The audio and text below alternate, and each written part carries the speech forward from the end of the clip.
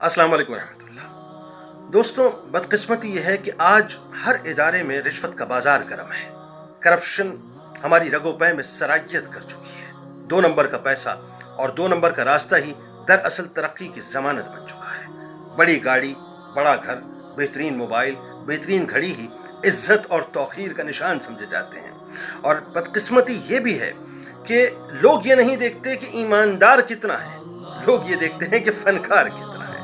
मकरो फरेब, झूठ, जालसाजी, मिलावट से लेकर रिश्वत तक, रिश्वत से लेकर जमीनों पर कब्जे तक, जमीनों पर कब्जे से लेकर लाखों, करोड़ों और अरबों और खरबों की करप्शन तक, हर तरफ सिर्फ और सिर्फ माल ही माल नजर आता है कि बस और कुछ नहीं, रास्ता कोई भी होना चाहिए, माल जो है वो हमारे पास आना चाहिए। यानी हर तरफ माया ही माया नजर आती है। लेकिन आलम यह है कि रसूल करीम सल्लल्लाहु अलैहि वसल्लम ने फरमाया कि हलाल रिस्क खाया करो ताकि तुम्हारी दुआ मुस्तजाब हो।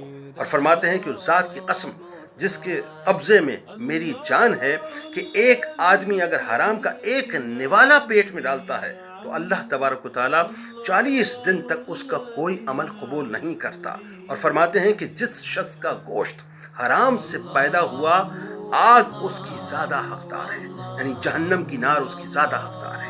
इसी तरह से हजरत अब्दुल्ला इब्न उमर रदी अल्लाह तआला अन्हुमा से रिवायत है कि जिसने 10 दिरहम का कपड़ा खरीदा और उसमें 1 दिरहम माले हराम था, तो जब तक वो अपने जिस्म से उस कपड़े को जुदा नहीं करेगा, अल्लाह तबारक व तआला उसकी कोई नमाज कबूल नहीं फरमाएगा।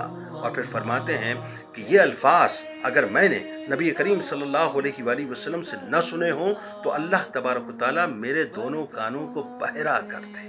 और आखिरी रिवायत पेश कर रहा हूँ कि नबी करीम सल्लल्लाहु अलैहि वसल्लम ने फरमाया कि हर उम्मत में कोई ना कोई फितने की चीज रही है और मेरी उम्मत का फितना माल है। अब बस फैसला कर लीजिए साहब कि 1 दिरहम अगर कपड़ों में लग जाए तो वो कपड़ा जब तक जिस्म से लगा रहे, यानी हराम का 1 दिरहम लग जाए तो अल्लाह ताला नमाजों को कबूल नहीं करता। एक हराम का लुकमा पेट में उतर जाए तो अल्लाह तबारक व तआला कोई अमल कबूल नहीं करता। जरा मुझे बतलाइए कि हजारों, लाखों, करोड़ों, अरबों और खरबों की करप्शन करने के बाद दुनिया में तो जिल्लत और रुसवाई मिलनी है और मिल रही है, लेकिन आखिरत में कैसे हिसाब देंगे? जरा अपने आप से खुद ही सवाल कर लीजिए। अल्लाह ताला आपका, हमारा, हम सबका अस्सलाम वालेकुम